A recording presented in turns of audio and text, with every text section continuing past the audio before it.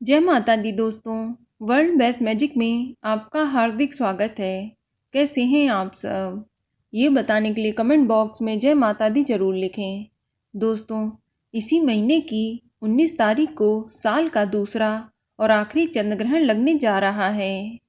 जब भी ग्रहण आता है तो सबसे ज़्यादा गर्भवती महिलाएं मन ही मन में घबराने लगती हैं, क्योंकि हमारे शास्त्रों में बताया गया है कि ग्रहण का सबसे ज़्यादा प्रभाव गर्भवती महिलाओं पर ही पड़ता है। तो मैं आपको बता दूं कि आपको बिल्कुल भी परेशान होने की ज़रूरत नहीं है। इस वीडियो में मैं आपको यही बताऊंगी कि चंद्र ग्रहण के समय आपको क्या करना चाहिए और क्या नहीं करना चाहिए। क्या भारत में रहने वाली गर्भवती महिलाओं को भी नियमों का पालन करने की आवश्यकता होगी या फिर नहीं? इस विषय में मैं आपको कंप्लीट जानकारी देने की कोशिश करूंगी और इस वीडियो में मैं आपको कुछ उपाय भी बताऊंगी जिसे करके आप ग्रहण के बुरे प्रभाव से बच सकती हैं, या आपसे कोई गलती हो जाए तो उसका भी कोई भी बुरा असर आप पर या आपके होने वाले शिशु पर नहीं पड़ेगा। लेकिन अगर अभी तक आपने हमारे चैनल वर्ल्ड बेस्ट मैजिक को सब्सक्राइब नहीं किया है तो जल्दी से सब्सक्राइब करके बेल आइकन दबा दें। साथ ही इस वीडियो को लाइक करें और ज़्यादा से ज़्यादा शेयर करें। तो आइए शुरू करते हैं। दोस्तों, 19 नवंबर कार्तिक पूर्णिमा के दिन साल 2021 का दूसरा और आखिरी चंद्र ग्रहण लगने जा रहा है और इसके ठीक 15 दिन बाद 4 दिसंबर को साल 2021 का दूसरा और आखिरी सूर्य ग्रहण भी लगेगा। आपको बता दें कि जब भी ग्रहण लगता है तो इसका असर सभी राशियों पर भी पड़ता है। दोस्तों, 19 नवंबर को लगने वाला चंद्र ग्रहण वृषभ राशि और कृत्तिका नक्षत्र में लगने जा रहा है।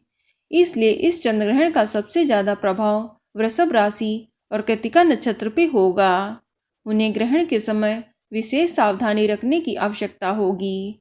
और बात करें इसके समय की तो 19 नवंबर को लगने वाले चंद्र ग्रहण की शुरुआत सुबह 11:32 पर हो जाएगी और इस चंद्र ग्रहण की समाप्ति 19 नवंबर की शाम को 5:34 पर होगी। ये सदी का सबसे बड़ा चंद्र ग्रहण है। इसकी कंप्लीट अवधि लगभग 6 घंटे की रहेगी और ये चंद्र ग्रहण उत्तरी दक्षिणी अमेरिका, कनाडा, रूस, ग्रीनलैंड, पश्चिम Africa, Europe, Asia, Australia, Britain, Indonesia, Thailand, चीन, अटलांटिक और पैसिफिक महासागर में दिखाई देगा। और बात करें भारत की तो ये चंद्र ग्रहण भारत के सिर्फ पूर्वी क्षेत्रों में दिखाई देगा। ये चंद्र ग्रहण संपूर्ण भारत में देखा नहीं जा सकेगा। ये सिर्फ असम और अरुणाचल प्रदेश के कुछ हिस्सों में चंद्रोदय के समय बहुत ही थोड़े समय के लिए देखा जा सकेगा। आपको बता दें कि 19 नवंबर को लगने वाला चंद्र ग्रहण आंशिक चंद्र ग्रहण है। इसमें पृथ्वी चंद्रमा को आंशिक रूप से ढक लेगी। आपको बता दें कि आंशिक चंद्र ग्रहण कमजोर होते हैं और इसका सूतक काल भी इतना प्रभावी नहीं होता है। इसलिए इस चंद्र ग्रहण को लेकर भारत की गर्भवती महिलाओं को घबराने की आवश्यकता नहीं है। लेकिन जिन देशों में यह चंद्र ग्रहण पूर्ण रूप से दिखाई दे रहा है वहाँ की प्रेग्नेंट लेडीज को ज़्यादा सावधानी बरतने की आवश्यकता होगी।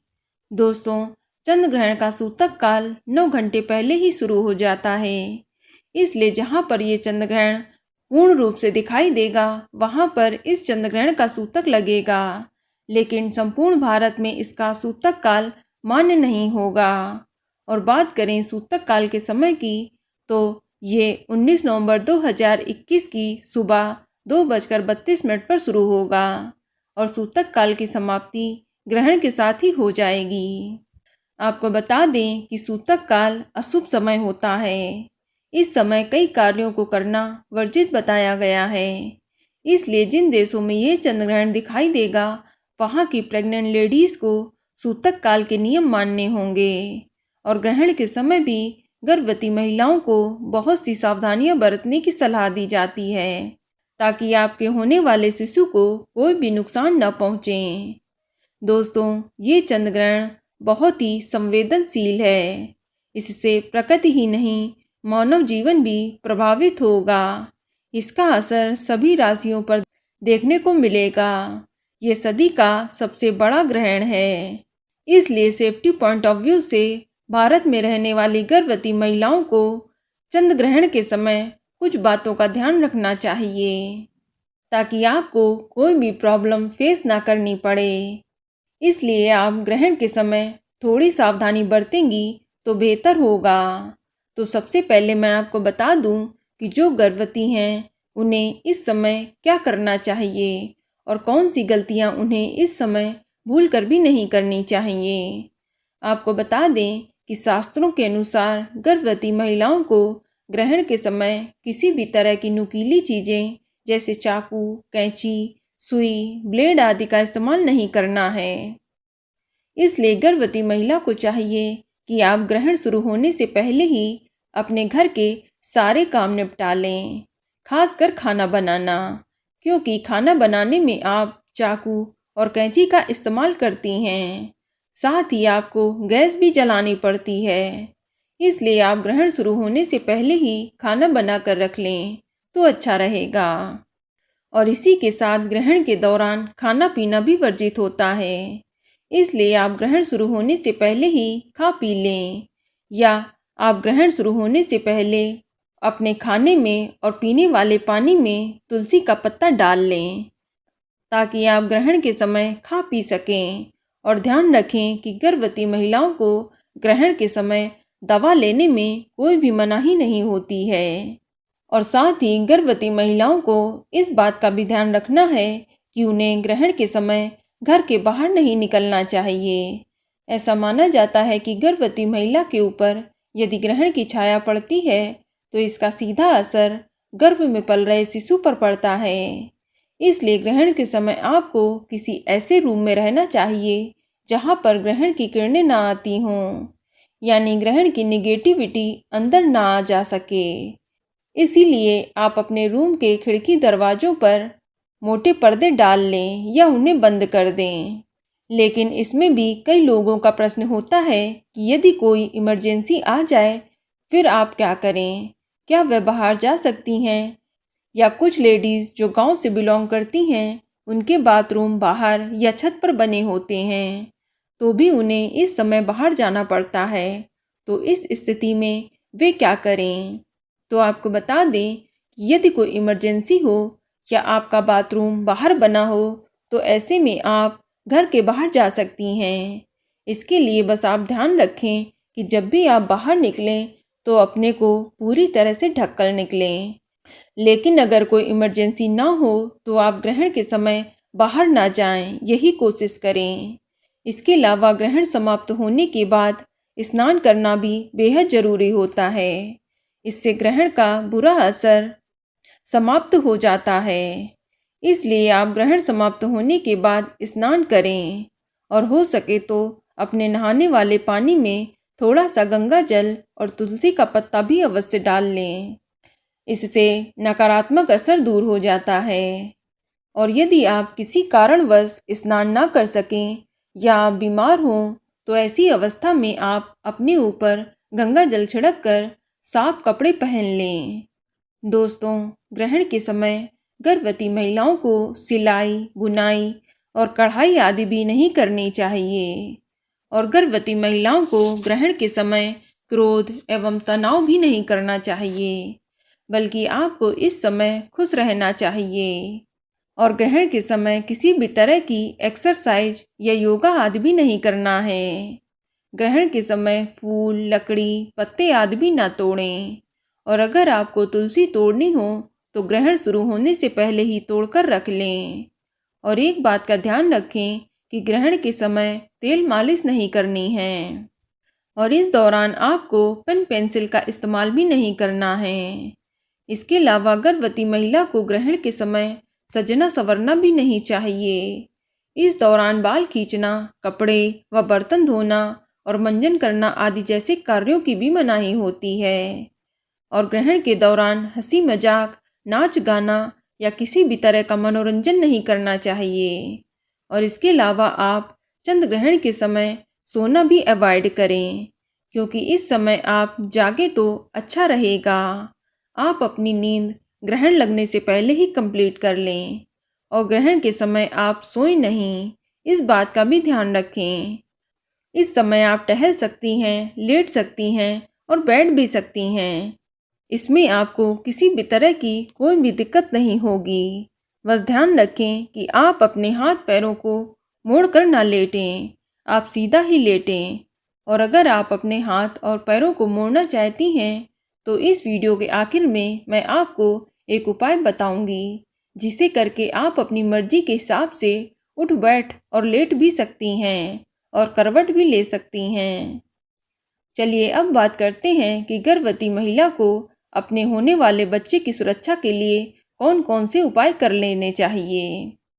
तो सबसे पहले ग्रहण शुरू होने से पहले गर्भवती महिला को चाहिए कि वह अपने पूरे पेट पर गेरू का लेप लगा ले। यदि गेरू उपलब्ध ना हो तो आप हल्दी या चंदन का लेप भी कर सकती हैं। और ग्रहण शुरू होने से पहले गर्भवती को थोड़ा सा गंगा जल भी पी लेना चाहिए। और अपनी जीभ में ग्रहण के समय एक तुलसी का पत्ता भी रख लें। इससे ग्रहण की निगेटिविटी बिल्कुल भी गर्भ में पल रहे शिशु को प्रभावित नहीं करेगी। और इसके अलावा आप ग्रहण के समय अपने पास एक नारियल भी रखें। इससे वातावरण का नकारात्मक प्रभाव आपके होने वाले शिशु को प्रभावित नहीं करेगा और आपका बच्चा ग्रहण के दुष्प्रभाव से एकदम सुरक्षित रहेगा। अपने इष्ट देव के मंत्रों का जाप करें। आप इस दौरान संतान गोपाल मंत्र का जाप करें। इससे आपको तेजस्वी संतान की प्राप्ति होगी। इसके अलावा गर्भवती महिलाएं धार्मिक पुस्तक जैसे रामायण, सुंदरकांड, हनुमान चालीसा, दुर्गा कवच या दुर्गा सप्तशती का पाठ भी कर सकती हैं। इससे आपको भगवान का आशीर्वाद मिलेगा।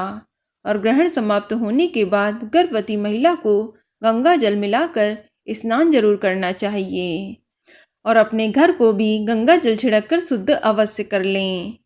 दोस्तों, ऐसी मान्यता है कि सामान्य दिन से चंद्र ग्रहण के समय किया गया दान पुण्य 1,00,000 गुना फलदायी होता है। इसलिए चंद्र ग्रहण के बाद गर्भवती महिला को चाहिए कि वह कुछ न कुछ दान भी अवश्य करें। आप चंद्र ग्रहण के बाद सफ़ेद चीज़ों का दान करें, जैसे आटा, चावल, चीनी, चांदी, सफ़ेद वस्त्र और धन का दान करें। इससे ग्रहण का दोष नहीं लगता है। चलिए अब जानते हैं उस खास उपाय के बारे में जिसे गर्भवती महिला को जरूर करना चाहिए। दोस्तों, ग्रहण के अशुभ प्रभाव से बचने के लिए गर्भवती महिला को अपनी लंबाई के बराबर एक लाल धागा या मौली ले लें, या आप सफ़ेद धागा भी ले सकते हैं। अब उसे घर की किसी खूंटी या कील पर लटका दें। ध्यान रखें कि धागा मुड़े नहीं, वह एकदम सीधा ही लटके। और अगर आपके घर में कोई कील नहीं है या कोई जगह नहीं है जहां इसे टांग सकें, तो आप इस धागे को दीवार के सहारे सेलो टेप से भी चिपका सकते हैं। बस आपको ध्यान रखना है कि धागा मुड़ना नहीं चाहिए। और ग्रहण समाप्त होने के बाद इस धागे या मौली को किसी बहते हुए जल या नदी में प्रवाहित कर दें।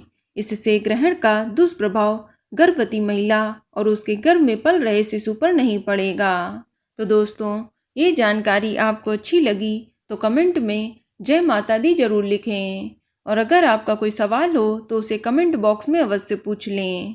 और इस वीडियो को लाइक करें, शेयर करें और साथ ही साथ चैनल को सब्सक्राइब करें। धन्यवाद।